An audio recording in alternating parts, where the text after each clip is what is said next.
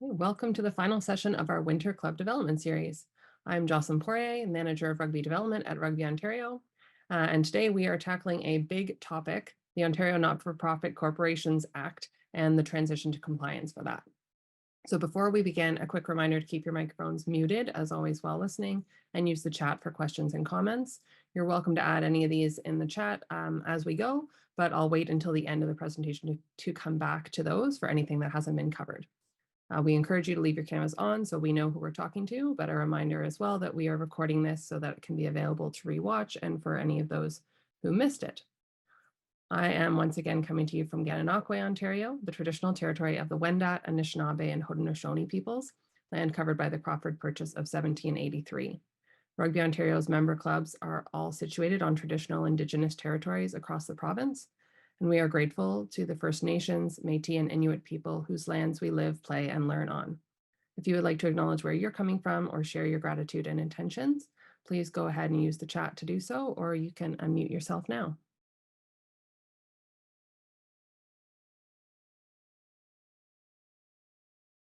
Okay, without further ado, our speaker tonight is Kimberly Cunnington-Taylor. She's an Ottawa-based lawyer whose work as a sole practitioner focuses on not-for-profit and charity law and business law. Kim is very involved with both the Ontario Bar Association and Canadian Bar Association, and her work with them includes participation in legislative reform in respect of both not-for-profit, and charity legislation and business-related corporate legislation. Kim holds memberships with the Canadian Bar Association, the Canadian Tax Foundation, and the County of Carleton Law Association. So Kim, thank you so much for joining us tonight, and I'll pass it over to you. Thank you, Jocelyn, and thank you to Rugby Ontario for inviting me to chat with you tonight about the scintillating topic of not-for-profit corporate law.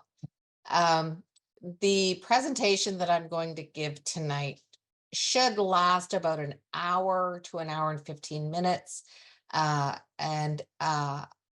hoping that you can hold your questions until the end. And as Jocelyn said, put your questions in the chat. I will not be looking at the chat while I go through this presentation. So what I'm going to talk about tonight is this thing called the ONCA, which is the Not-for-Profit Corporations Act, 2010. It's corporate legislation that was enacted by the Ontario government in 2010, and it didn't actually come into force until October 19th, 2021. So I'm going to talk about that and how it affects Ontario not-for-profit corporations. We'll deal with some basics. This seminar is just too general for me to get into any specifics about how this process is going to work. So I'm going to provide you with some basics on the legislation itself and the transition process. I'm going to talk about this online Ontario Business Registry, which is one of the reasons why the corporate legislation took so long to come into effect, because the Ontario government was writing this new database. And then I'm going to talk about some practical issues as well. I'm a big believer in having, really fulsome PowerPoint presentations so that you can go back to the PowerPoint later on and remember what was discussed during the presentation. And I like to give resources and other things to kind of supplement what I talk about. So throughout the presentation, I'm going to be using some acronyms instead of naming the legislation every time we get to a new slide. I'm going to call it the ONCA. The Corporations Act is the corporate legislation that, I'm assuming that everybody attending this meeting is involved in a corporation, meaning a corporate entity that was incorporated at some point in the past. And if that's the case, if my assumption is correct, then you will have assuming you're an Ontario corporation, will have been incorporated under the Corporations Act. So that's the predecessor to the ONCA. I make a couple of references to the CNCA, which is the Canada Not-for-Profit Corporations Act. This presentation does not relate whatsoever to federal not-for-profit corporations that were incorporated or continued under the CNCA. So I want to make that really clear. A lot of people get the two pieces, the Ontario and the federal legislation, confused. The Ontario Office of the Public Guardian and Trustee, which I refer to as the PGT, they have a certain level of legal authority or jurisdiction over charities that operate in Ontario. So I'm not going to deal with charities much. I have a few slides on them, but I don't think that charities apply to this group. So there's information that's more for your, it's for your information as opposed to practical implications for you. The same with the Canada Revenue Agency. You know, Ontario not-for-profit corporations have to file a tax return, even though you're exempt from having to pay federal income tax. But when I talk about CRA, I usually am talking in reference to charities, because Canada Revenue Agency, the federal agency, has jurisdiction over charities in Canada. But again, I'm not going to spend much time talking about charities, even though if a corporation, a charitable organization, is incorporated in Ontario, it'll be governed by the ONCA. So there's application there, but with this group tonight, I don't think that charities are really going to apply to what we're talking about. The Ontario Ministries, that is in charge of corporations in Ontario, tends to change its name about every 6 months. So right now it's called the Ministry of Public and Service Delivery, Public and Business Service Delivery. And if I call it MGCS in the presentation, that's only because, 3 years ago or 2 years ago, the name was something different. So right now, the acronym I'll be using in this presentation should be MPBSD or something like that. Constating documents I'm going to refer to in a couple of places in this presentation, and those include the letters patent. Letters patent that's the birth certificate of your corporation. If you're incorporated under the Corporations Act Ontario, you will have been incorporated by letters patent. If you ever amended your letters patent, then that's done by way of supplementary letters patent. Under the ONCA, the terms are different. Corporate law has evolved, and so now instead of letters patent, a corporation is formed by articles of incorporation, and then you amend the articles of incorporation by articles of amendment.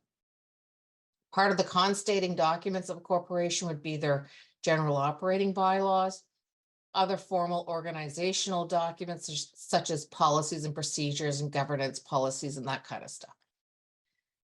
So on this slide, what I've done is I've given you a link to the ONCA and the regulations in force currently that relate to the ONCA. So when you have a piece of legislation, the government, there's 2 or 3 pieces to that legislation. So the law itself, the rules, are in the legislation, and then the legislation, it could say, unless otherwise prescribed, or unless it's set out in the regulations to this legislation, etc. It's just a slight variation on the law. It comes into being a little bit differently than the legislation, but the regulations are more like an operating policy is to the bylaws.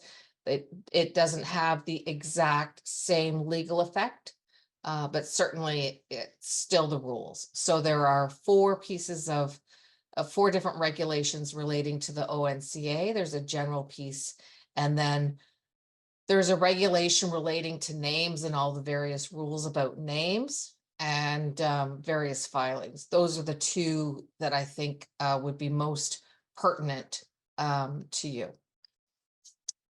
Other resources. There's a not-for-profit incorporator's handbook. There's a big part of this handbook that relates specifically to charities. But I think that if you were to download, I don't know, it's long, it's 60 or 80, or it's a long handbook, but it's useful. There's also a guide to not-for-profit corporations that the government put out. The government developed a standard organizational bylaw, and I appreciate that this seminar is being recorded, and so I will just say this. The standard organizational bylaw developed by the government is unlikely to be satisfactory for most not-for-profit corporations in Ontario. I'm giving you the link to the entry page, if you will, to the Ontario Business Registry, and then there's a whole section on the ontario.ca website where all the forms are and the instructions to the forms are listed. And I would highlight this if I had forgot to highlight it, but I was going to. There's an organization in Ontario called Nonprofit Law Ontario, or ONN. And what they've done is they've developed a step-by-step guide to the transition to the ONCA. So they've got a bylaw builder, they've got all kinds of questions and answers and all that kind of stuff. Much more detail than I can provide you in this presentation this evening. So I would suggest and recommend that you really take a good look at the ONN page for the transition. Okay, so let's introduce you to the ONCA. When I first developed this seminar, it was in 2021, shortly after the ONCA came into being. So I've got some language that nearly 3 years later might be, a little bit dated. So the ONCA came into force on October 19th, 2021. And what the Ontario government did, and it followed the exact same pattern the course that it followed every time it changes corporate legislation. It, by operation of law, continues those corporations to the new corporation. Now, the Corporations Act has been around for a really long time. And so the last time corporations were just moved from one governing piece of legislation to another was probably in the 1970s. It's been a while. But it's, the Ontario government has followed the same course that it's followed in the past. So what they did was they just, by operation of law, said all non-share capital corporations, with some exceptions, governed by the Corporations Act, are now automatically continued to the ONCA, and the ONCA governs, full stop. But there are a lot of differences between the rules in the Corporations Act and the rules in the ONCA. So the government said, okay, we recognize this. We recognize that corporations need some time to get their documents up in order and in compliance with the ONCA. So we'll give you 3 years to make that transition. And we're in, April of 2024. So that 3-year period is coming up pretty quickly. What does it mean to, complete your transition to the ONCA? Because if you were governed by the Corporations Act of Ontario on October 18th, 2021, you're now governed by the ONCA. But there's this time period, this transition period, so that you can get your stuff in order and in compliance with the ONCA. That transition includes drafting and filing articles of amendment. That is that's the official legal document to amend your birth certificate, which was called letters patent. And you have to file that with the government. You can't just fill out the document and have the directors and members approve it and put it in, your corporate records and you're done. That's not effective until you file it with the government approves it and processes it, and then issues this certificate of amendment. You also have to draft ONCA compliant bylaws. And in my experience, what I've been doing with clients is I start, instead of just trying to tweak a client's bylaws, I'm taking my ONCA compliant precedent bylaws that that I've developed over the years. And then I look at the specific customizations that I need to make to those bylaws to accommodate the specifics for the client. And of course, I go through the process of some training and explaining, you can't do this anymore. You're going to have to do it that way and that sort of thing. So you need articles of amendment. You need ONCA compliant bylaws, and some organizations, I haven't had to do this yet, but some organizations will draft and file restated articles of incorporation. And that document is going to replace the letters patent, any supplementary letters patent, and so on. But I've been able to help my clients complete everything that they need by drafting and filing articles of amendment. I haven't had to do that extra step, I call it, of drafting and filing restated articles of incorporation yet. So let's talk about ONCA basics. When I've been doing these presentations, I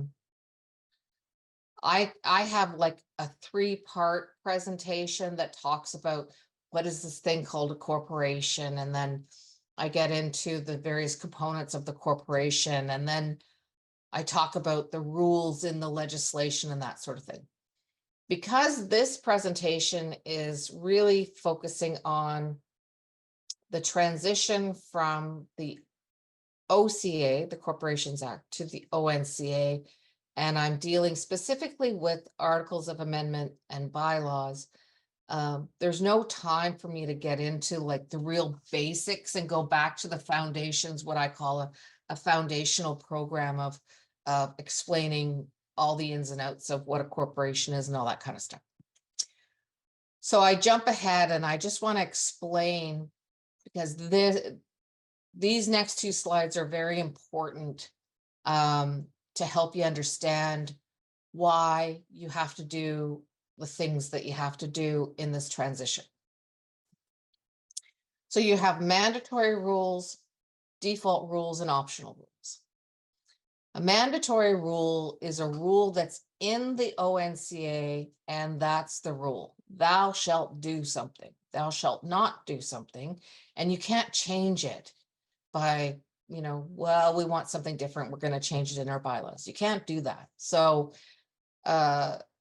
corporations have to have a minimum of 3 directors. That's it. If you fill out your articles of amendment and you say, we're going to have 2 directors, and you try to file that with the government, your articles will be rejected because it is not in compliance with the ONCA. Another mandatory rule relates to how directors can be removed from office. And the reason that I include this particular mandatory rule, there's a whole bunch of stuff that relates to this removal of directors, but the Corporations Act had a different process, a slightly different process on how to remove directors, and the ONCA changes that. So you might have something in your bylaws about how to remove directors, but this is a mandatory rule and you can't deviate from it by putting something different in your articles or your bylaws. So if you want to, something bad happens and you want to remove a director, only the members can do it. They can only do it at a special meeting, and they only need an ordinary resolution, which is a majority vote. Then there are default rules. This is the rule unless you change it in your articles or bylaws. So this rule in the ONCA, and this is the way that legislation is drafted. So the ONCA is nothing, there's nothing particular about that. It'll say, for example, with respect to bylaw passage, how you can enact bylaws. Unless the articles or bylaws otherwise provide, this is the rule.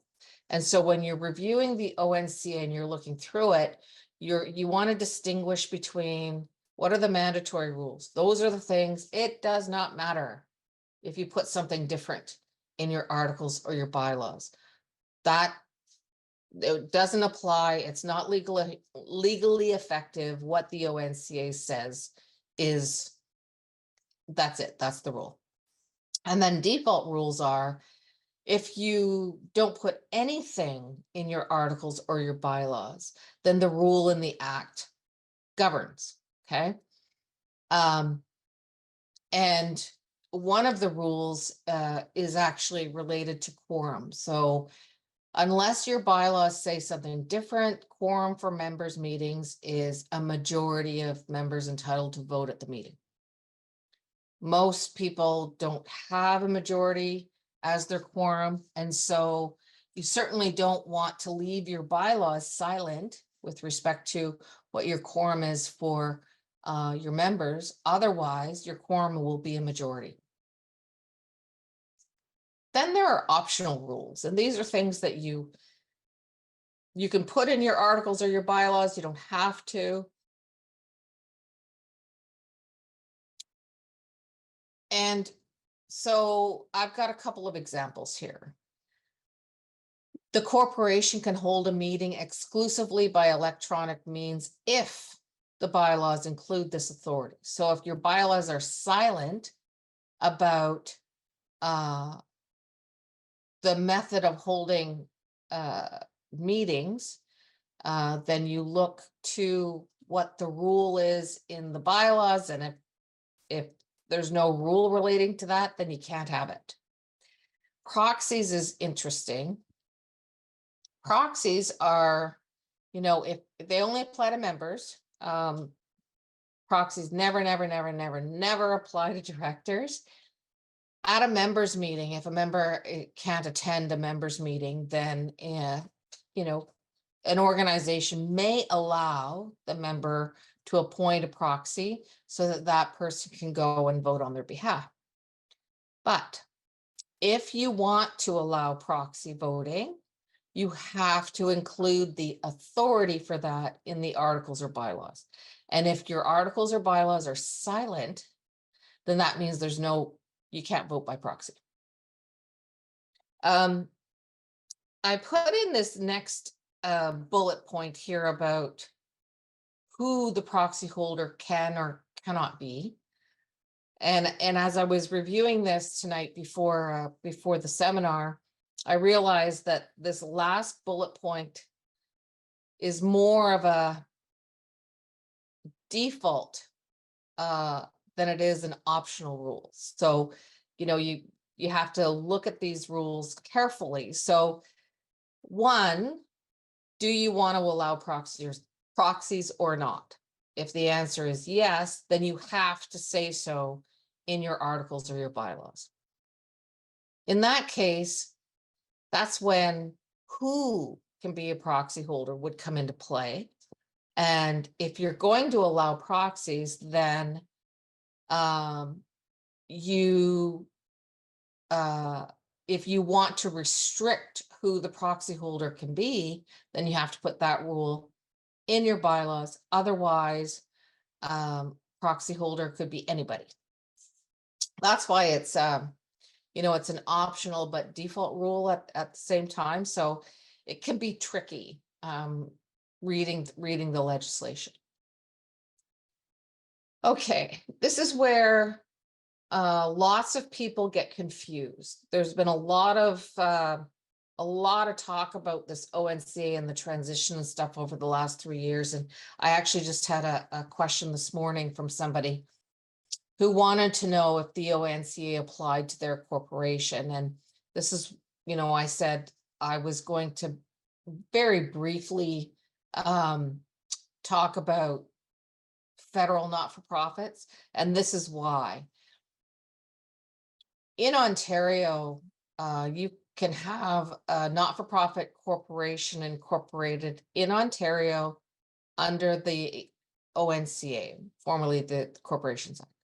Or in Ontario, you can have a not-for-profit corporation incorporated by the federal corporate not-for-profit legislation called the Canada Not-for-Profit Corporations Act. Just because you're incorporated under the CNCA, or sorry, if you're incorporated under the CNCA, then the ONCA, the Ontario Not-for-Profit Corporations Act, doesn't apply to you at all. So if you're in this seminar and you have a federally incorporated not-for-profit, then everything that I'm talking about with respect to the transition to the ONCA doesn't apply to you at all. Okay. And this is a really confusing part for people, but I'm assuming because you're all involved in rugby in Ontario, the chances are that if you're incorporated, you're an Ontario corporation. There are some other types of corporations that the ONCA doesn't apply to, and I don't need to go into those at this time. So currently, if you were to, if your group was to want to amend your bylaws, for example, what's the process that you would have to go through? You would make your change. That change has to be approved by the board, and then it has to go to the members, and the members have to approve it or certify and ratify. It's the exact same process for this transition. So unless you're involved in a corporation in which you've amended the letters patent before, then you might not recognize the process for approval there. And the reason that I say this is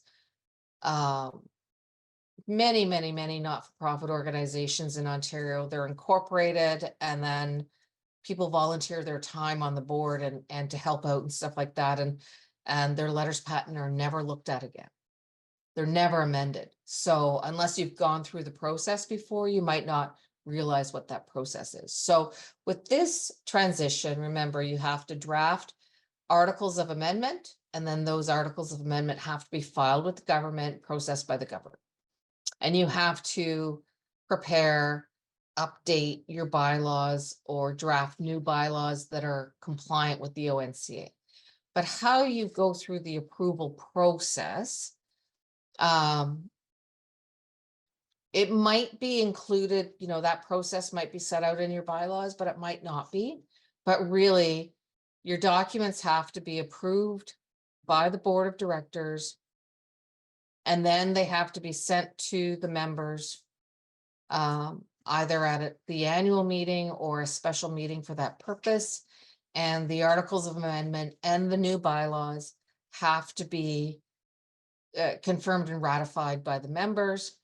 And your current bylaws the members should also pass a resolution to repeal those bylaws and all previous bylaws and that sort of thing.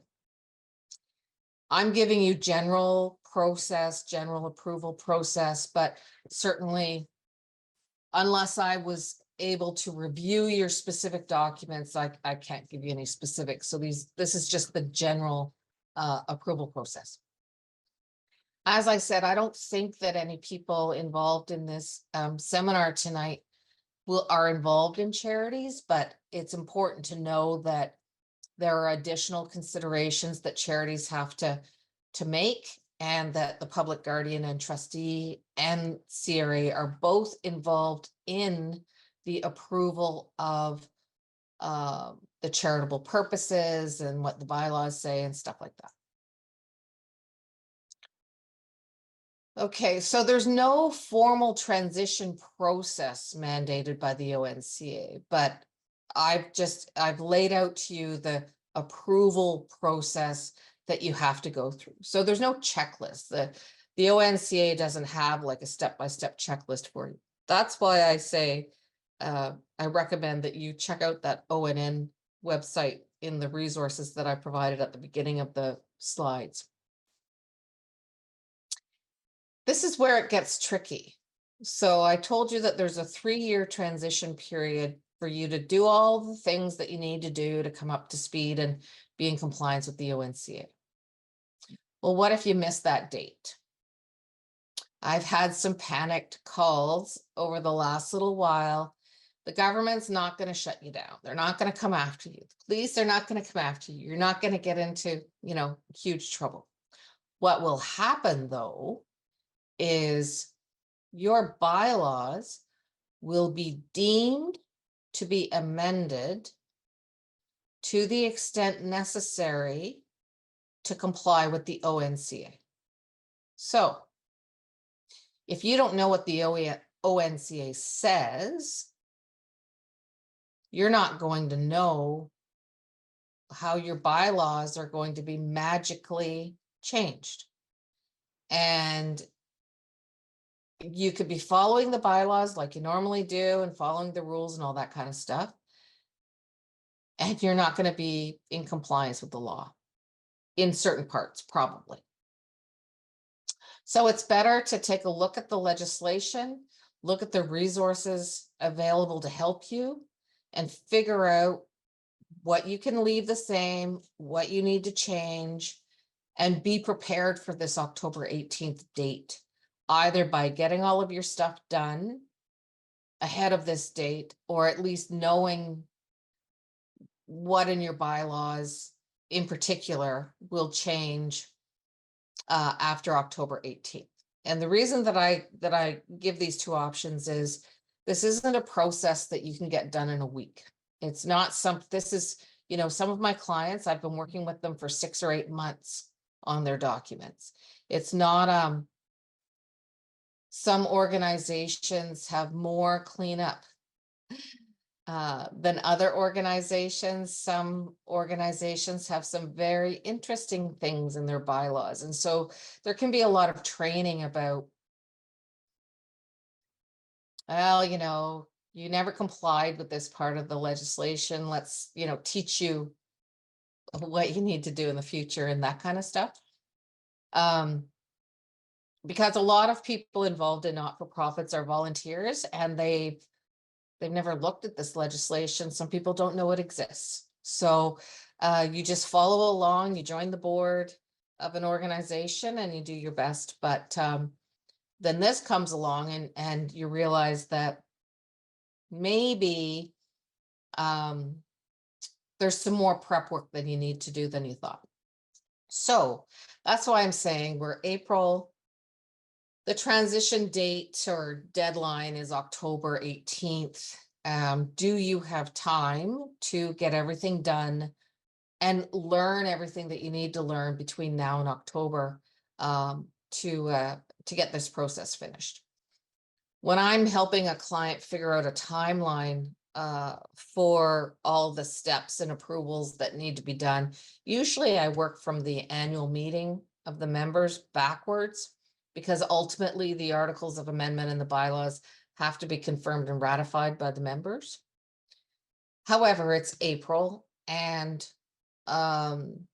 unless you're going to be having your annual meeting in the fall, for example, chances are that if you haven't started this process already, you don't have time before your annual meeting in 2024 to get everything done that you need to get done for the annual meeting. So you may end up having to call a special meeting of members to try to get, if you haven't started, try to get all of the things done that you need to get done before October. So currently in this transition period, there are all these transition rules in the ONCA and section 207. So from 2021 until 2024, basically it said, okay, we've moved all of you corporations over to the ONCA, and we know that you're not in compliance because some of the rules in the Corporations Act, they just conflict with the updated rule in the ONCA. So if you're in compliance with the Corporations Act, there's no way that you can also at the same time be completely in compliance with the ONCA. It just isn't, it's not possible. So in this transition period, the government says in the ONCA that as long as your bylaws and your letters patent complied with the Corporations Act, you're fine. So that was kind of an out that it allowed people that 3-year period to bring their stuff up to speed. So as I said, if you don't get your transition done by October 18th, your bylaws specifically will be deemed to be amended to the extent necessary to comply with the ONCA. But there are a few exceptions to that. And those are the number of directors will stay whatever it is until you change. The class or classes of members will stay as they are until you change. Same as the voting rights. And this is the reason for these exceptions in this slide here. Under the Corporations Act, you have to have a fixed number of directors, not less than 3. You can't have a range, minimum 3, minimum 7. A lot of people do, but it's not in compliance with the Corporations Act. The way that you change your directors under the Corporations Act is the members pass a special resolution. Okay, this year the number of directors is 9, and then 3 years ago the number of directors was 6. A lot of organizations don't realize that the process to change the number of directors was by way of special resolution. Lots and lots of groups include the number of directors in their bylaws. Okay, common. It's not in compliance with the act, but it's common. Under the ONCA, the number of directors have to be included in your articles, not in your bylaws. So, and that's a big deal. That the number of directors on your board is a foundational thing. So when this transition period comes up on October 18th, and if you haven't transitioned to the ONCA yet, the number of directors that you have presumably in your bylaws will remain until you file your articles of amendment to move that number of directors over to your articles of amendment. So that's an exception to this deemed change rule. This is interesting and also very confusing for people. So right now, under the Corporations Act, your class or classes of members are created in your bylaws, and all of the conditions, rights, privileges, and restrictions related to the members are also in your bylaws.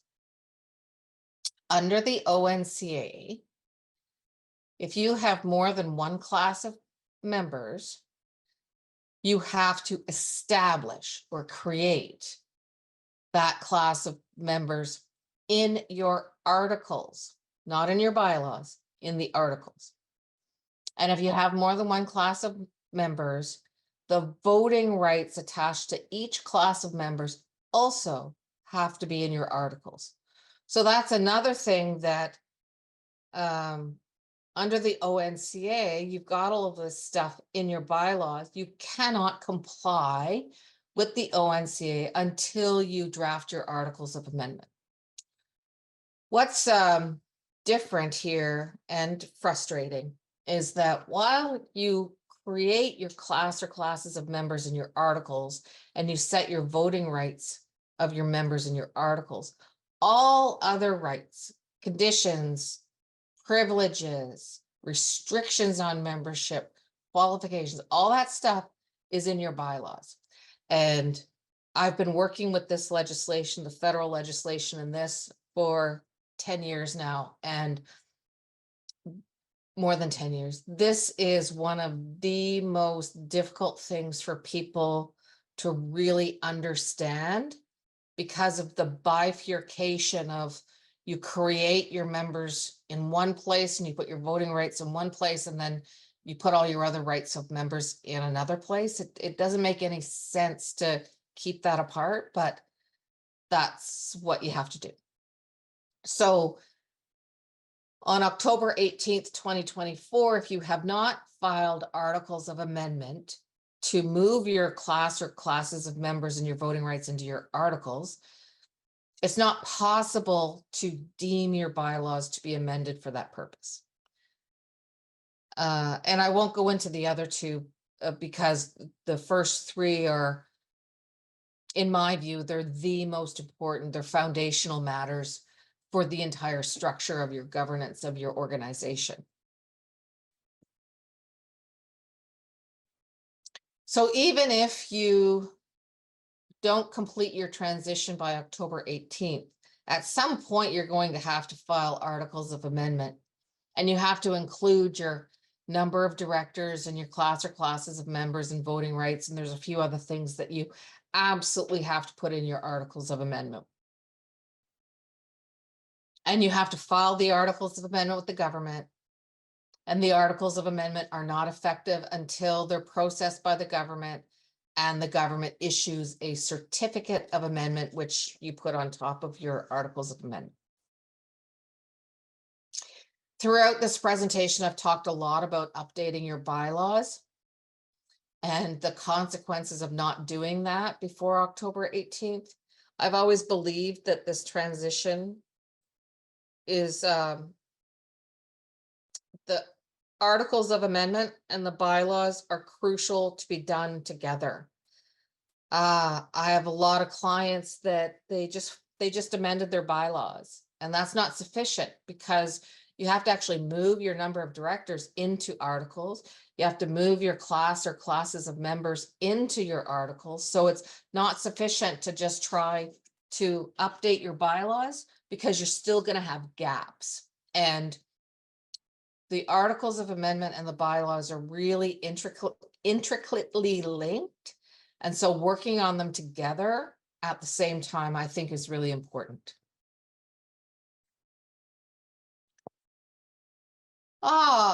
Directors. Okay.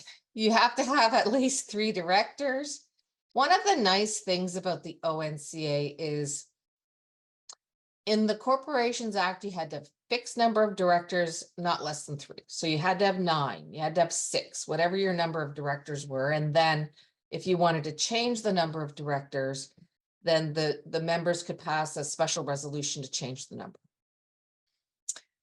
In the ONCA is really modeled on the Ontario business legislation. So it's incorporating all of the evolution in corporate law in Canada, and in particular Ontario over the last about 50 years or whatever, because the Corporations Act hadn't been updated for a really long time. So under the ONCA, you can have a range of directors now, which I always recommend that. So instead of having that fixed number of 6 or 9 or whatever, you have a minimum of 3 and a maximum of 15. Just pick that number of 15. And then the members still have to fix the number within the range by special resolution. So that part hasn't changed. What's changed though is, and the reason that I always recommend this range of directors is I like to set up the articles to be as flexible as possible so you never have to amend them, right? So if you've got a range of 3 to 15, that means that you can as your circumstances require, and if your board composition needs to change over the years or whatever, you've got room in that range so that you can ask the members to increase or decrease the number of directors within that range to meet whatever your needs are, but you don't have to file articles of amendment.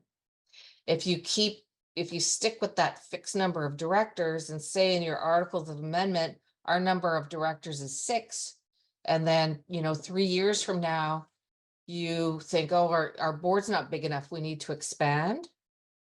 Well, before you can do that, you have to file articles of amendment to increase the number of directors because you're stuck at 6 and maybe you need 9 or something. With a range of directors, it allows you that flexibility. So,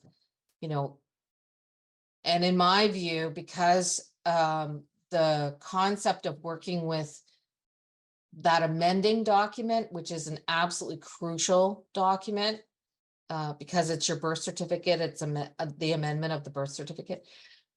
People are not used to working with amending those documents, and chances are you'll just revert back to what you're used to, which is amending your bylaw. And then all of your foundational governance structure could be called into question because it won't be valid, it won't be legally valid. So I say, see what you can do in your articles to make it as flexible as possible so that you don't have to return to that issue. Under the ONCA, the maximum term, one term of directors is 4 years. Under the Corporations Act, it was 5 years, but under the ONCA, it's 4 years. And the Act says, this is another default rule. If your bylaws are silent on your term length, then each director only has a term of 1 year. So there's no cap on the number of terms directors can serve. It's just one single term cannot be more than 4 years. So, somebody could be on the board for 16 years, but that just means that the term is 4 years in the bylaws and they've served 4 terms, right? Under the Corporations Act, this is a really, really old corporate law rule from well over 100 years ago. Directors had to be members or had to become members within a reasonable time of being elected as a director. Now, leading up to the ONCA, we were able to get the government to change that rule in the Corporations Act, but I point this out because it's one of those sort of standard differences between the two pieces of legislation. So directors don't also have to be members of the corporation unless the bylaws say otherwise. So the bylaws can say all directors must also be members in order to qualify as a director. But unless your bylaws include that kind of a qualification, then directors don't have to be members. Ex officio directors. Ex officio directors are, it would be like, the president of Rugby Canada shall be an ex officio director of my corporation. What that means is that that individual, whoever holds the position of president, will be a director. That person doesn't have to be elected by the members, doesn't have to be appointed by the directors or anything like that. An ex officio director has nothing to do with the officers of your corporation. It's usually used for an outside person. And when you have like, you have a provincial and then regional divisions, if you will, very often you have this structure where the directors are made up of, I don't know, representatives of all the different regional organizations and stuff like that.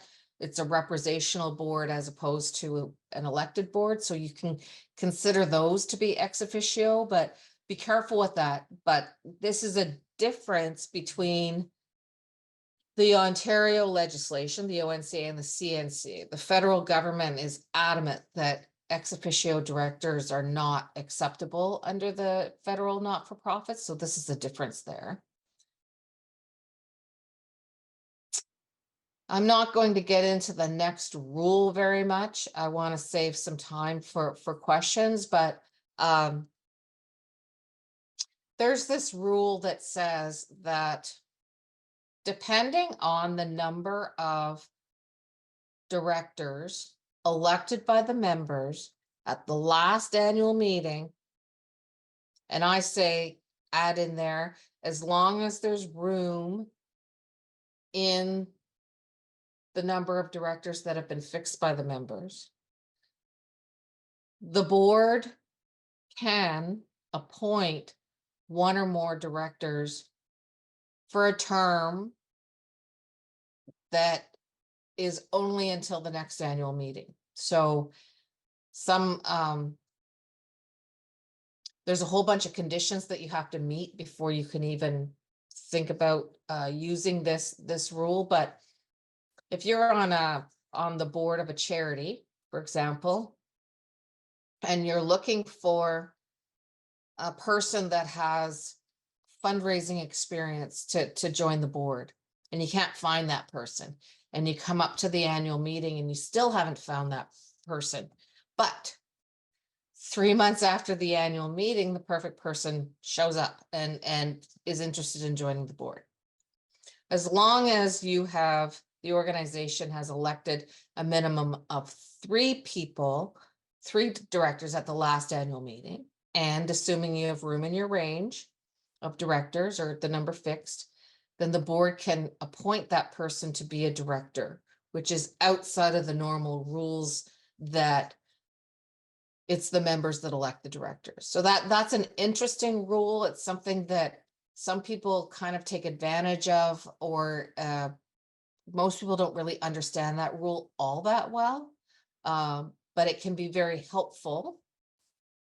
It can also present situations that some boards might want to take advantage of the rule and kind of try to get around the oversight of the members. But that's an interesting rule, and that's a new rule in the ONCA. I already talked about the number of directors have to be in the articles, and I've already talked about the difference between a fixed number and a range. The ONCA has 2 types of corporations: a public benefit corporation and a non-public benefit corporation. And what they've done is the federal government did the same with the federal not-for-profit legislation. They looked at the business corporations and the difference between a publicly traded corporation and a privately held corporation. So for publicly traded corporations, the corporate legislation provides for restrictions on those corporations that they don't impose on privately held corporations. So they've used that as a model for this public benefit versus non-public benefit corporation. So if you're a public benefit corporation, no more than 1/3 of your directors can be employees. Now, having employees on the board of a not-for-profit is problematic. And if you're a charity, definitely don't do it. But the rule is the rule. But there are other reasons why your employees should not be directors of your corporations in any event. There's a whole bunch more rules about differences between public benefit corporations and non-public benefit corporations. A lot of it has to do with, and I think we'll get there in this presentation. A lot of it has to do with whether or not you have to have an audit or a lower level of financial review, or whether you can waive the requirement to actually appoint an auditor. So you want to be really careful with first figuring out how to determine what type of corporation you are, and then look at all the rules that flow from that. As I've said, that if you have more than one class of members, you have to establish or create your classes of members in your articles. As a practice, I just set out my classes of members, whether I have my client has one class or more than one class. I put them in the articles, and I've got some reasons for doing so. So I just do that as a matter of course, and I include the voting rights in the articles as a matter of course, regardless of the number of classes my client has. And as I said previously, while you have to put the class of members and your voting rights in your articles, you put all the other conditions related to membership in your bylaws. Non-voting members do not have the right to vote. This is controversial. And it is actually possible that non-voting members still have certain corporate law rights under the ONCA that you'd be really surprised at. So just because you have a class of non-voting members, that does not mean that the class of non-voting members is not allowed necessarily to participate in a variety of corporate law things related to the corporation, including whether or not a non-voting member might have legal remedies in the ONCA. So you have to be careful with that concept of, I've got a class of non-voting members, so they just don't participate. They get the newsletter and that's it. You have to be careful that you've got this corporate law statute, and there's more rights in there, and there's more things you need to be careful about than just that blanket non-voting members mean no rights whatsoever.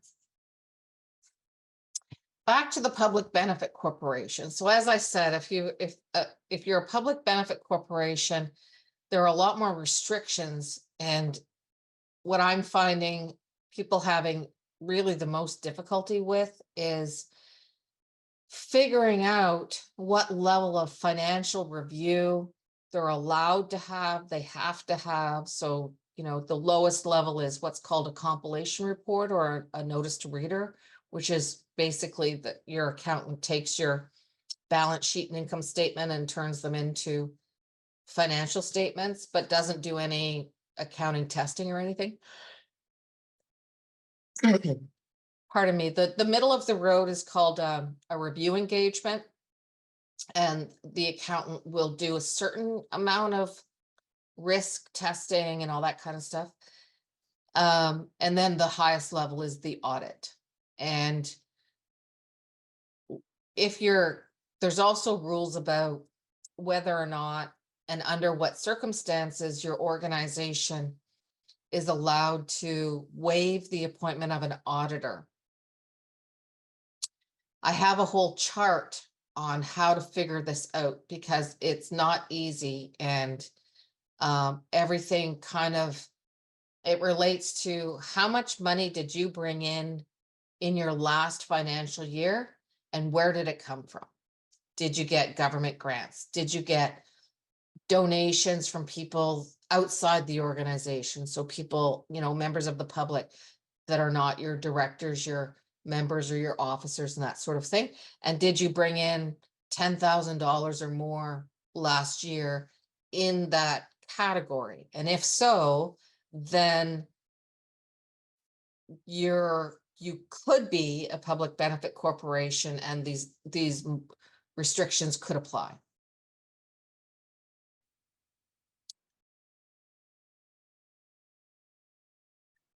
Amending your articles. So remember, I said you now have to have your class or classes of members in your articles, your voting rights of your members, and your number of directors. You also, of course, have to have your not-for-profit purposes, and then there's some other general provisions. They're called special provisions, but standard for not-for-profits that go in there. So Section 103 of the ONCA is all about how do you amend your articles, what kinds of approval process do you need, and how do you go about doing it? And I see here that I have the reference to the MGCS. I told you that the Ontario government, the ministry likes to change its name, you know, every 6 or 8 months or whatever it is. So this is the old name. It's the Ministry of Public Service and Business Delivery.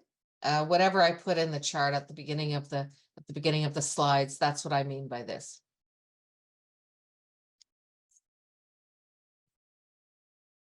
So this is a table. There's a whole list of things that you need a special resolution of the members for in order to amend your articles. That's in section 103. So I've just put in table format the kinds of things that you would have to file articles of amendment if you want to change.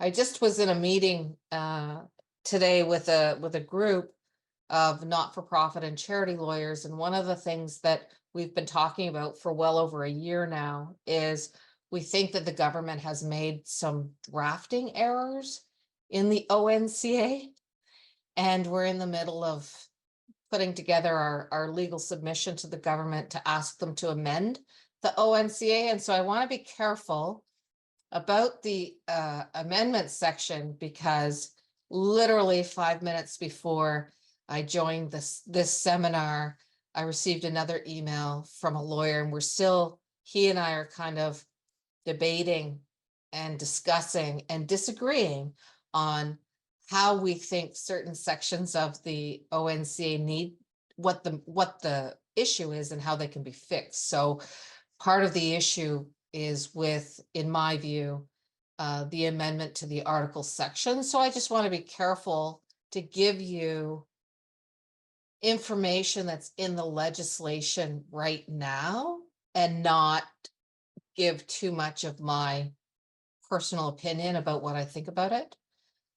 So when you want to amend your articles, and you have to do this because you're amending your letters patent.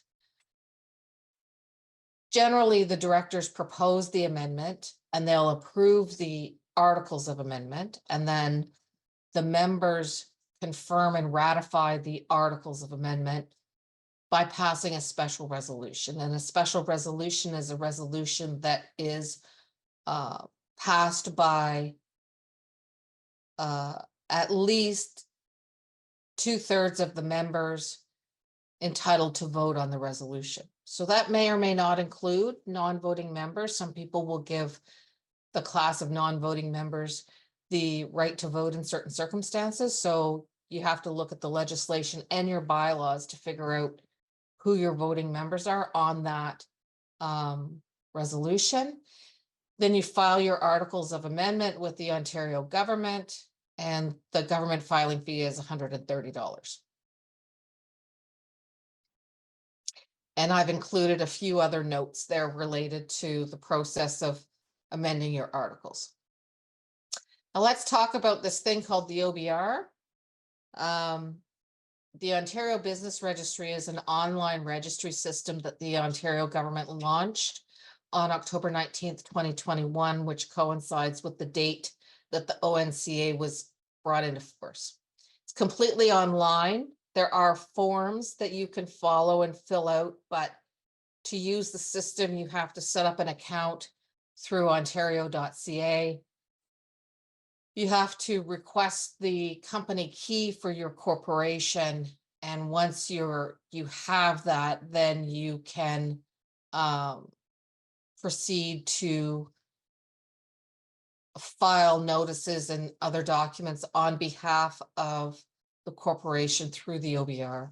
This is only corporate, has nothing to do with tax or any other jurisdiction. It is just corporate.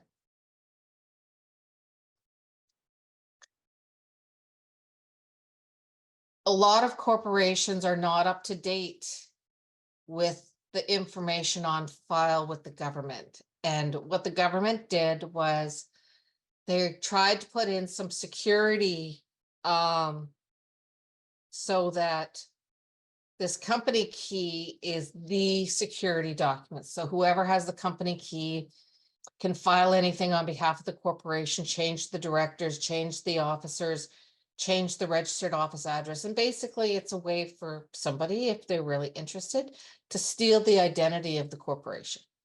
That, I mean, the company key is implemented to try to help tamp down on fraud. And there's actually a lot of corporate fraud going on right now. So this is important.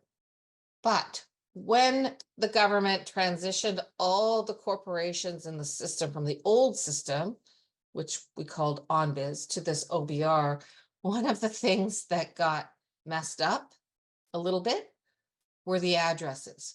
In some cases, I think they're fixed, but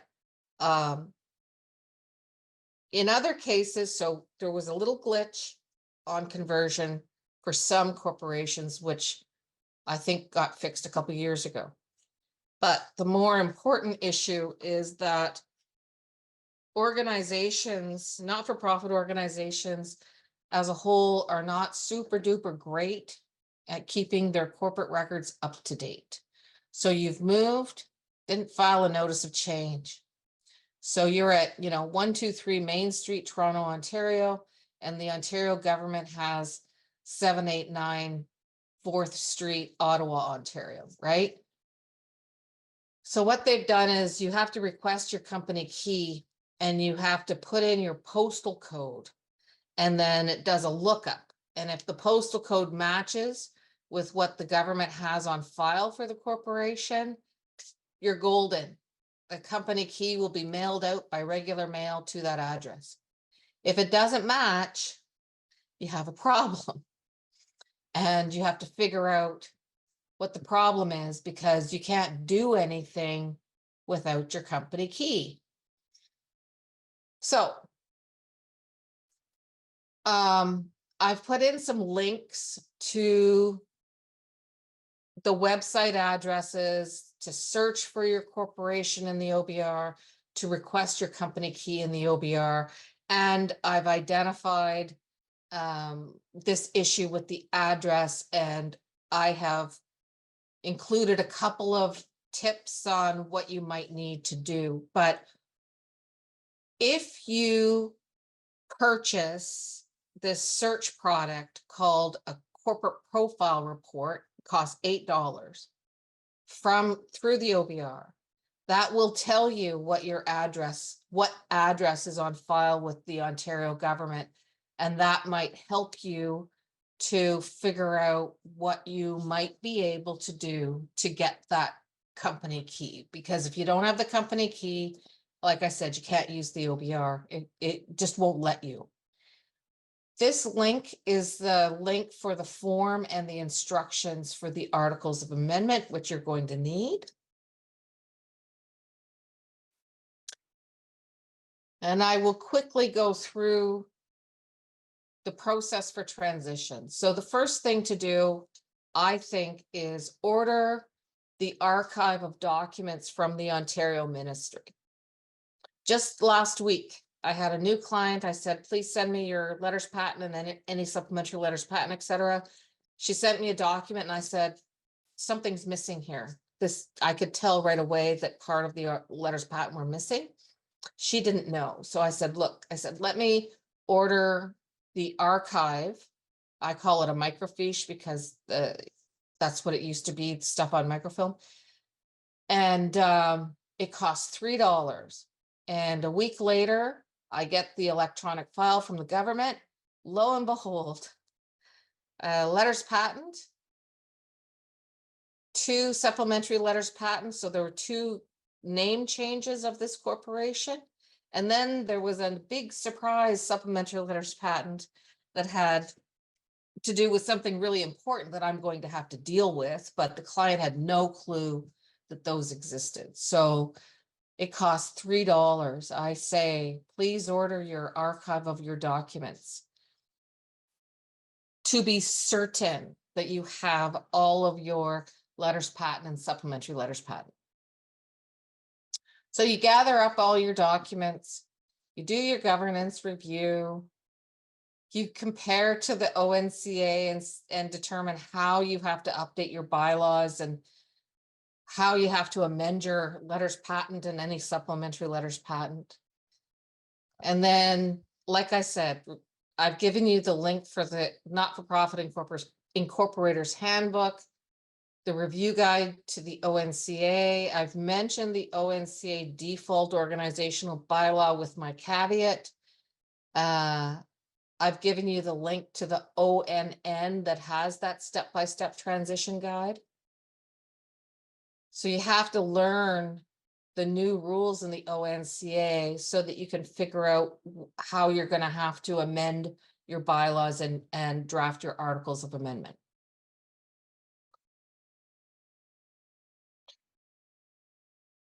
And here's a little bit of a generic watch out for those ONCA default bylaws. I'm giving you here some differences between the Corporations Act and the ONCA, and I've gone through most of these changes throughout this presentation, so I won't spend any time on this slide. But as I said, I like to draft the slides in a way that you can go back and use these slides as a resource in the future. I've talked about drafting your articles of amendment. In some particular cases, you might need restated articles of incorporation, but I've been doing this for several years now. On these transitions, I haven't had an occasion that I felt that my client needed restated articles of incorporation. You have to deal with your bylaws, and you also have to remember that if you've got governance policies, operating policies, your policies have to be in line with your bylaws, which have to be in line with the ONCA. So you'll need to review and update your policies as well. You go through your approval process. As I said, the board approves, the members confirm and ratify by special resolution. You follow your current rules in your current bylaws about notice provisions, types of meetings and all that kind of stuff.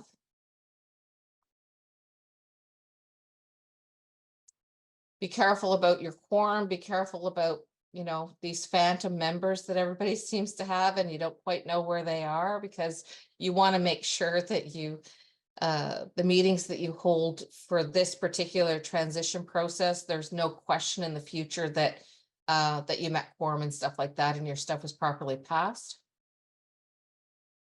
As I said, I don't think that this group, I don't think charities are relevant to the people in this group. So I'm going to skip this slide. And this slide, because these slides only deal with charities.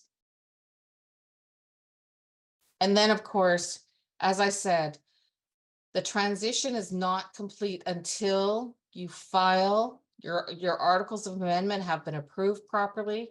You file them with the Ontario Ministry. The Ontario Ministry accepts them and does not reject them for whatever reason. They're processed, and the Ontario Ministry issues you that certificate of amendment. If you don't have that certificate of amendment, which must always be kept together with your articles of amendment, your articles of amendment are not legally valid.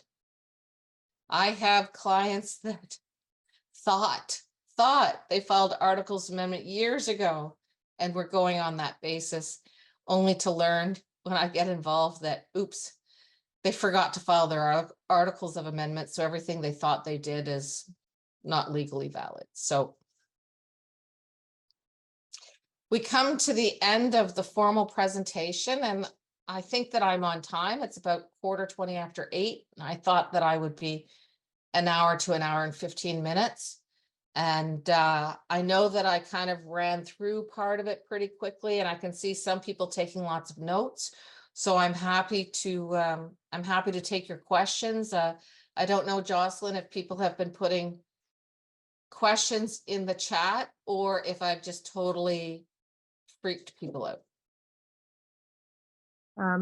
We do have one question from the chat, but because we're a small group here too, I'm happy to just, Kelly and Ian, have you unmute and ask anything you had.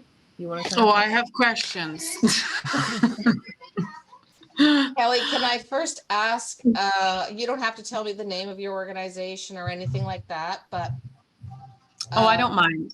about the size of your organization. I assume it's a sports organization, and are you like executive director or president, or what's your role in your organization?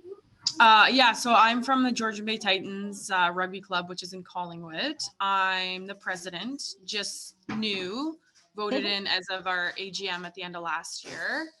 And Jocelyn has heard this many times before, that I walked into a shitstorm, which sounds like what it sounds like a lot of rugby clubs are. So I'm kind of happy to be here, and it is a small group, so I feel like I can ask my questions and not bombard everybody's time. It is being recorded, so everyone else will have access to your questions. Oh, perfect. Well, that's okay. They're gonna know, excuse my language, but and from what I understand, a lot of people in this series like to watch the replays. They don't come to the actual live presentation. So I would say keep that into consideration when you're asking your questions. Okay. Well, so our club last year we were over 300 people. Okay. So I don't know how that compares to clubs, like bigger clubs and clubs in the city, but yeah, we are just over 300 people. So that being said, what is your advice for a club? Basically, we're starting from scratch. I don't have articles of amendment. This is the first time I've ever heard of this letters patent. We don't have bylaws in place. So with me coming into this position, You don't have bylaws at all? we just started drafting them up this year because they did not exist. Are you sure? The reason that I ask that is lots of people are very adamant like you, and then lo and behold, something surfaces at some point. So number one, do you know when, approximately what year your corporation was incorporated? So this is the only thing I have seen. Can you see that? Yep. That's a printout of a preliminary search from the OBR. Yeah. This is the There's a date on there. Yeah. 2017. That's it? Oh, fantastic. You're just a baby corporation. Yeah, and from what I understand, we did start prior to that. I believe it was 2007. And the club has sort of changed hands a few times. So I think maybe back then when it was originally started, it may have been incorporated and then nobody had anything. So then when another group took over, I guess in 2017, they were like, we don't know what's going on or what's existing. So they changed it. I think it was actually used to be called the Georgian Bay Titans Rugby Football Club. So maybe in changing the name, they just reincorporated or something. But this is the only thing, the only piece of paper that I have seen come through our club that shows me anything. And when I say, yeah, so first of all, find the link.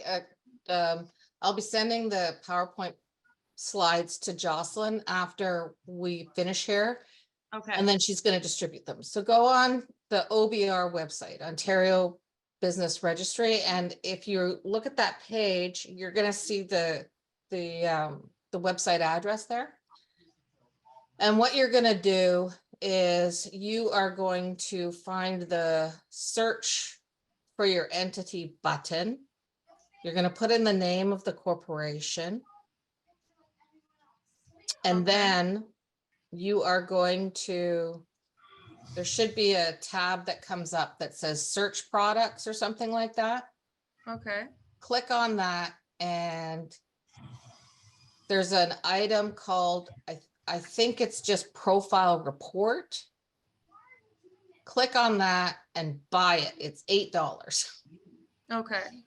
That it'll be 8 to 10 pages long, and it's going to give you all the information on file with the Ontario government for the corporation, including who they have listed as the directors and officers. Are there any business names registered to the corporation? What has been filed on behalf of the corporation, including the corporate annual returns that have to be filed every year and stuff like that. So that's $8. So that's and it'll also give you your address. Okay. So you want that. Okay. That's really important.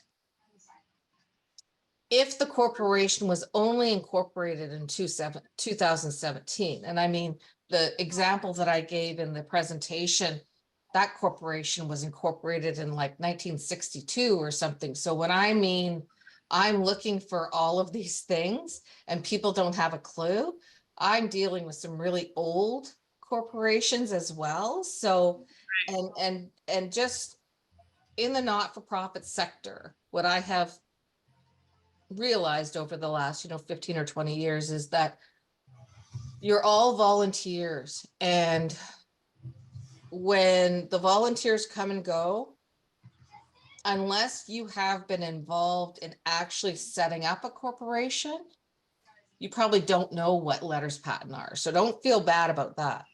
What concerns me is that the potential of one group set up a corporation to run this rugby organization, and then another group took over and didn't know what the first group did, so they just incorporated another corporation. That's scary. Right. So you should also, when you do the search for the corporate name, the other search product that you want is, I think it's called it's either copies of documents or archive documents. Okay. You're gonna order the archive documents, and that costs $3.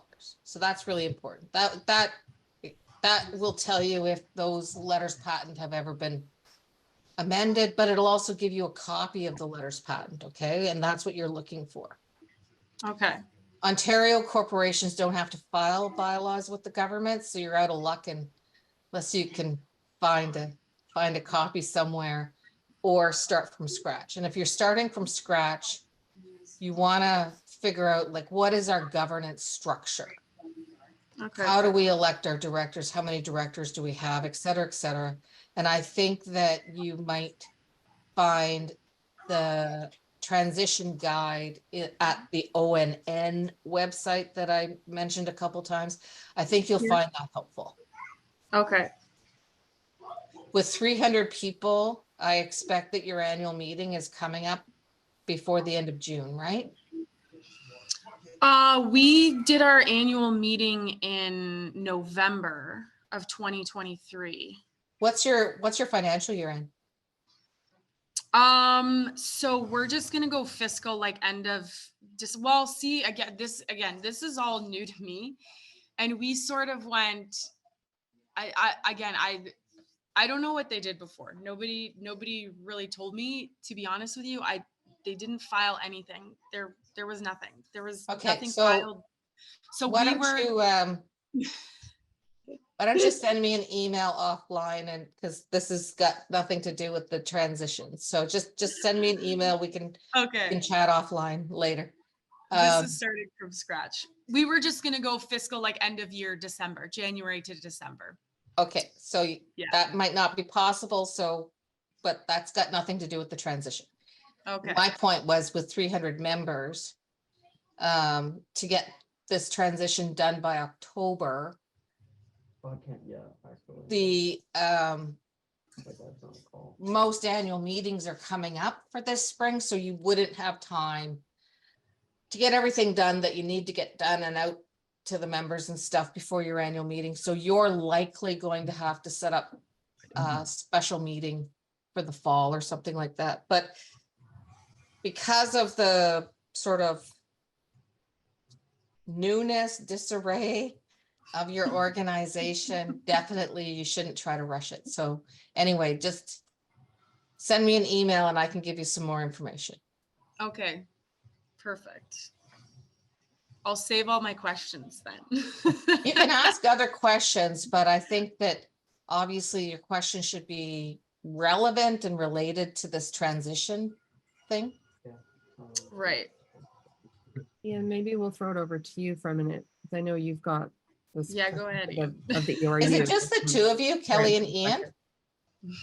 On That's here all right I'm now. seeing besides you, Jocelyn. Yeah. Oh, well. Great Yeah. audience then. So here's my question.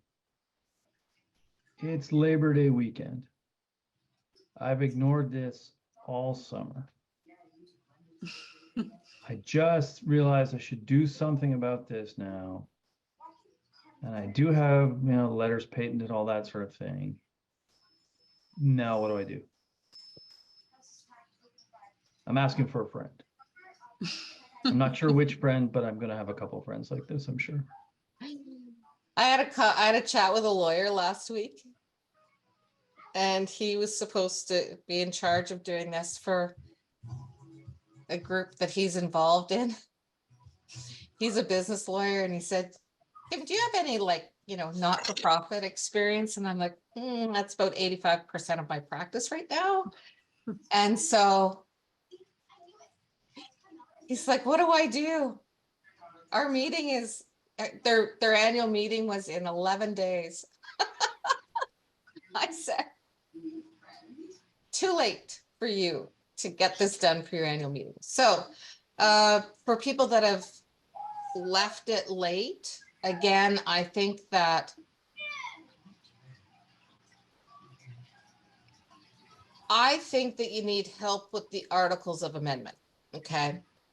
Because what I do, I've been doing this stuff since the 1980s, and in the 1970 and 1980, the Ontario government went through this process with business corporations in Ontario.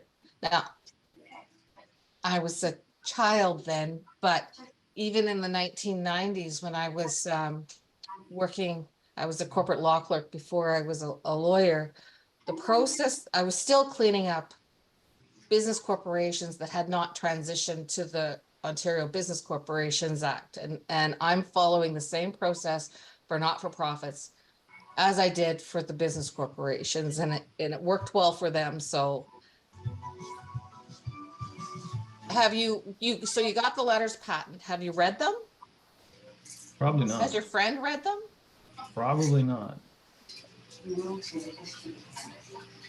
Depending So, on how one of the things old, I'm getting at is it maybe time to chuck the whole governance structure out the window and just keep it simple and put a new one in place? no. So what you basically, you have to gut your letters patent, and this is why you need to know if there's any supplementary letters patent. And that's why you really should order your friend should order the archive documents for $3 so that you know what there is out there. And this is where it gets complicated, and it's far beyond the scope of this seminar, but a not-for-profit corporation is required to include, when you incorporate in your letters patent, you have your purposes. They used to be called objects. Under the new legislation, they're called purposes. So, the purpose of the organization is to have a rugby club in Ottawa, Ontario, to invite, children and teenagers or whatever to enjoy the sport of rugby and that kind of stuff, right? So those are purposes. What is the purpose of the corporation? Those are in your letters patent. Then you could have all kinds of stuff in your letters patent that I couldn't even begin to figure out unless I saw them. But typically there are about 5 or 6 standard not-for-profit provisions that you include. Directors can't get paid. Members aren't allowed to participate in profits, and there's a couple of other things, right? Depending on how old the corporation is, though, the government at one point, many years ago, decades ago, they actually hard coded in these terms and conditions in your letters patent. And I stripped those out. And then, you know, in the 90s, they did this other thing and hard coded in some other terms in the actual forms that you file. So unless I actually take a look at the documents, I couldn't tell you specifically what you need to do. But really what I do is I don't care about the name. The letters patent will include the incorporators and first directors. I don't care about that either. But I say, you know, in your articles of amendment, to amend the letters patent dated such and such a date by deleting section 4 of the letters patent, setting out the purposes of the corporation and replacing it with the following. And then you put your, you know, purposes. Either I'm restating them, or sometimes clients want to update them. Then there's a provisions section, and I do the same thing. And this is where supplementary letters patent are crucial, because you just don't know what may have been changed, if anything. To amend the letters patent dated such and such a date and the supplementary letters patent dated such and such a date, delete these sections and replace it with the following. And then I think there's 7 different standard not-for-profit special provisions that I include. So it's not as easy as some people think. Basically, you're gutting your old stuff and bringing it all forward into your articles of amendment. Your letters patent and any supplementary letters patent will still be legally valid, but what I do is I just put everything together so that it's all in that one document, so you don't have to worry about these bits and pieces, keeping in mind that they're still legally valid, right? So some people, that's why some of my colleagues routinely do that restated articles of incorporation, because the legal definition of that document is it actually will replace everything. The letters patent, and it becomes that birth certificate. It's a replacement birth certificate is what it is. I don't replace the birth certificate. I just amend the birth certificate, the letters patent, and any supplementary letters patent, and try to bring everything forward and use modern language and that kind of stuff, and the, you know, more modern provisions and stuff. So again, I think this is where that ONN website would be really helpful. I think there's even some videos on there. They've got their bylaw builder, and I haven't looked at the website for a while. I don't really remember exactly. They don't give legal advice, and what I'm giving you, telling you what, you know, my preferred method of doing these articles of amendment, that's probably legal advice. And certainly on the ONN, they have general questions and answers and stuff like that, but there might be some information about, like, how do you fill out these articles of amendment? That's something that people don't understand. And if you don't do it properly, then all your old stuff is left, and then your new stuff is added, and it can, you know, it can conflict and all that kind of stuff. So I would say, depending on the size of your friend's organization's membership, again, you might not have time to get everything ready for an upcoming annual meeting, assuming that the annual meeting is going to be this spring. I think almost no rugby clubs do their annual meetings in the spring. Vast majority seem to be November, December, January. Well, and- that's not too And just bad. I during mean, the rugby and season. have no relation to the end of their financial year. It's bizarre, but I mean, it's something that's gonna have to change, but Kim, I have one more question. I know we're over our time, but thinking of sort of other people who might be watching this recording from sometime between now and probably October. Likely, if they're watching this, they are the person at their club who's kind of taking on this initiative. But how would they know or sort of determine the type of support they might need, or how much help they will need from outside services, and sort of who is actually doing this work? You know, is this something one person at the club is taking on? How involved would the board be? Do they need to get a lawyer to help them with certain steps? And how would they determine for I their club what they need? personally, I'm a sole practitioner. I've worked in firms, big, small, and otherwise, and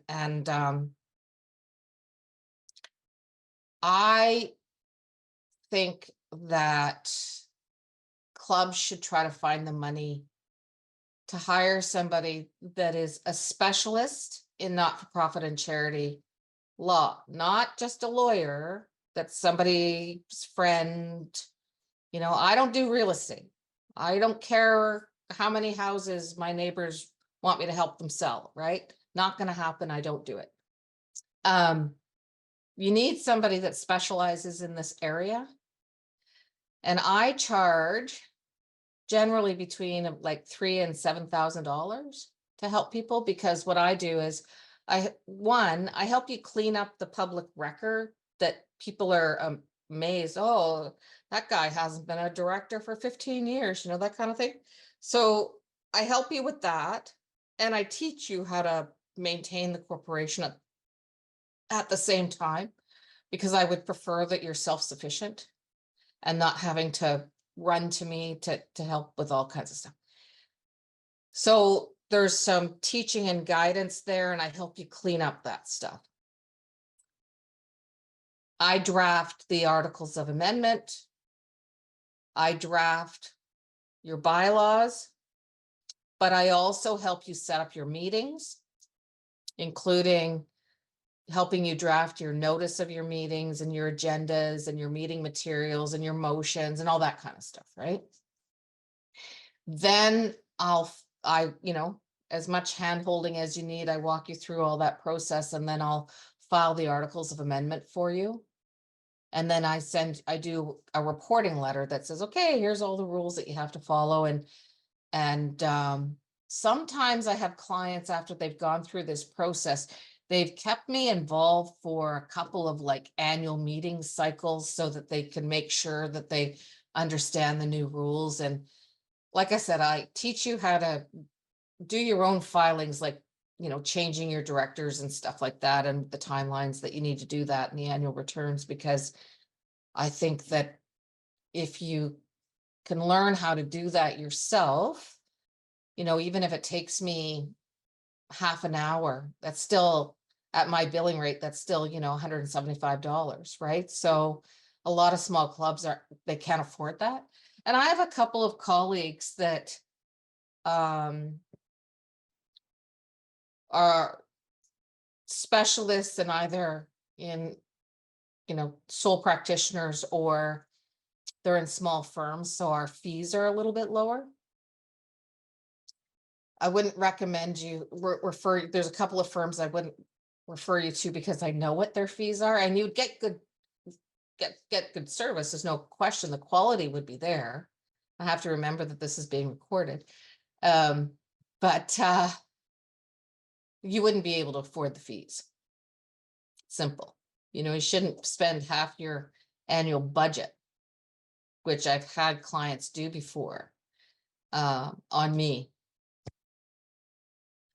First step, though, is I would look at that ONN website and take a look at the not-for-profit incorporators handbook and stuff, and try to get a handle on some of this stuff. Awesome. Okay, well, thank you, Kim. We'll end it there. I think we've gone over a little bit, but hopefully Kelly and Ian and everyone watching this have lots to take home and absorb and start working on these steps to make sure that we're compliant. So yeah, thanks for helping us prepare for this transition and to everyone taking part and joining in. It's an important transition, so I think it's good that we're taking some of the time to go through this and be prepared. With that, we've completed our 2024 Winter Club Development Series. So all the recordings from the series will continue to be available on FeedLoop on our virtual platform, and we'll also be posting them to our Rugby Ontario YouTube channel. So make sure you check that out and share your favorite sessions with others in your community so that we can continue learning together. Finally, to help us learn from the series and plan for future initiatives, we're asking that you take a few minutes to complete the series surveys, which you'll have in your email. And you'll just provide us with a bit of information on sort of what you liked, didn't like about the series, how you engaged with it, and will help us plan for the needs for future initiatives. We won't be running a separate spring conference this year, but we will be having a club development session immediately following the AGM on May 5th. So make sure that your club is represented there. Otherwise, good luck with your seasons. And as always, reach out if you've got questions or updates. I'm happy to connect on any of these issues or connect you to some of the resources we have. The more that we know, the better we can support you. So thanks, everyone. Good night. Justin. Nice to meet you all. Thank you. Have a Thank nice you. evening. Bye.